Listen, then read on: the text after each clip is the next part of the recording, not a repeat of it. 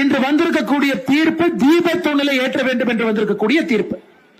தீபத்தூண் யாருக்கு சொந்தம்? தீபத்தூண் எல்லோருக்குமே தெரியும், அது முருகனுக்கு சொந்தம். அங்க இருக்கக்கூடிய திருப்பரங்குன்றம் கோயிலுக்கு சொந்தம். திருப்பரங்குன்றம் கோயிலை யார் நிர்வகிக்கிறாங்க?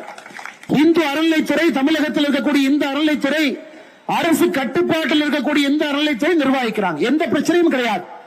நீதிபதியினுடைய உத்தரவு என்ன? அறநிலைத்துறை சார்பாக உங்க கட்டுப்பாட்டில் கோயிலுக்கு சொந்தமான இடத்தில் இருக்கக்கூடிய தீபத்தூணில தீபத்தை ஏற்ற வேண்டும் என்பது நீதிபதியினுடைய ஆர்டர். எதுவுமே தவறு இல்லைங்களே. தீபத்தூண் கோயிலுக்கு சொந்தம், தவறில்ல.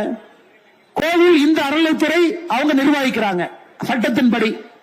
அப்ப நீதிபதி இந்த அறநிலைத்துறை சொல்றாங்க நீ போய் தீபம் ஏற்று. இதுல ஆச்சரியம் என்னன்னாங்க, டிசம்பர் 1ஆம் தேதி தீர்ப்பு கொடுத்த பிறகு இஸ்லாமிய தர்கா இருக்கிறவங்க அப்பீல் போகல. 2ஆம் தேதி அப்பீல் போகலீங்க. 2ஆம் தேதி அப்பீல் போன ஒரே ஒரு நபர் யாருன்னா, அந்த இந்து அறநிலைத்துறை அந்த கோவிலுடைய செயலாளர் அப்பீலுக்கு போறாரு. இந்த தீர்ப்பு தவறு. அப்ப நாம் எல்லாரும் திராவிட முன்னேற்ற கழகத்தினுடைய அரசை கேட்கிறோம், எதுக்குங்கய்யா இந்த அறநிலைத்துறை வச்சிருக்கிறீங்க?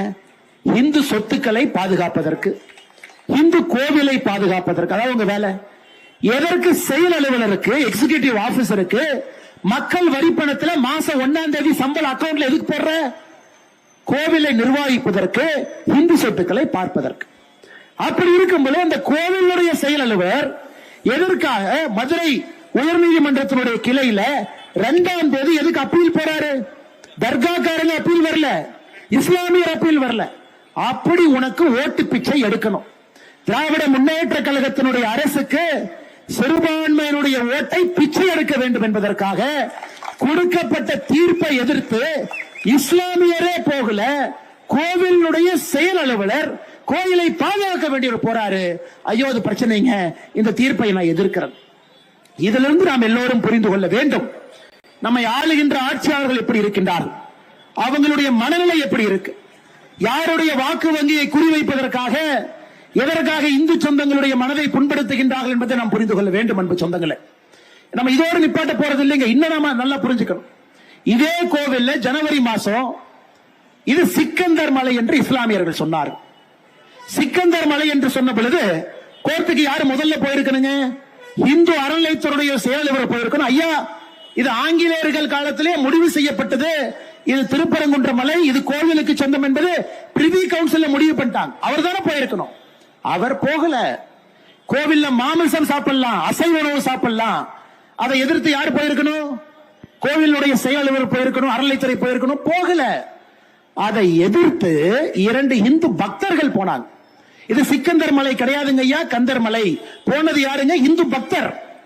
இந்த கோவில்ல அசைவ உணவு சாப்பிடக்கூடாது, அதை எதிர்த்து போனது இந்து பக்தர். தீர்ப்பு உயர்நீதிமன்றம் மறுபடியும் கொடுத்தாங்க, இது சிக்கந்தர் மலை கிடையாது, இந்த கோவில்ல அசைவ உணவு உண்ணக்கூடாது. நல்லா நீங்க புரிஞ்சுக்க, அரசினுடைய நோக்கத்தை நம்முடைய பக்தர்கள் நன்றாக உணர்ந்து கொள்ள வேண்டும்.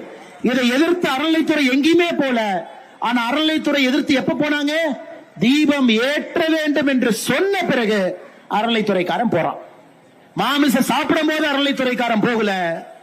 கந்தர்மலை என்கின்ற பெயரை மாற்றி இது இன்னொரு பெயரை வைக்கும் போது அறநிலைத்துறைக்காரன் போகல.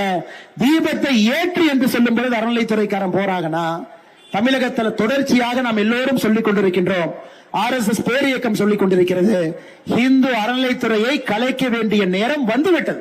கலைச்சதுல வீட்டுக்கு போங்கயா. நீங்க யாருடைய சொத்தை, யாருடைய உரிமையை பாதுகாக்க வேண்டியவர்கள், நீங்க என்ன வேலை செய்றீங்க? இன்னும் ஆச்சரியத்தை பாருங்க, இதோட அவங்க நிக்கல. நீதிபதி 1ஆம் தேதி ஜட்ஜ்மெண்ட் கொடுக்கிறாரு, 2ஆம் தேதி அப்பீல் போறாங்க. அப்பீலை நீதிபதி ஏற்றுக்கொள்ளவில்லை. காரணம், அப்பீல் சரியான முறையில் ஃபைல் பண்ணல. 3ஆம் தேதி கார்த்திகை தீபம். 3ஆம் தேதி 5 மணிக்கு பெட்டிஷனர் போறாரு, ஐயா நீங்க தீபத்தூண்ல ஏத்துங்கன்னு சொன்னீங்க, இவங்க ஏத்த மாட்டாங்க ஐயா, அதற்கான எந்த நடவடிக்கையும் காணாமே.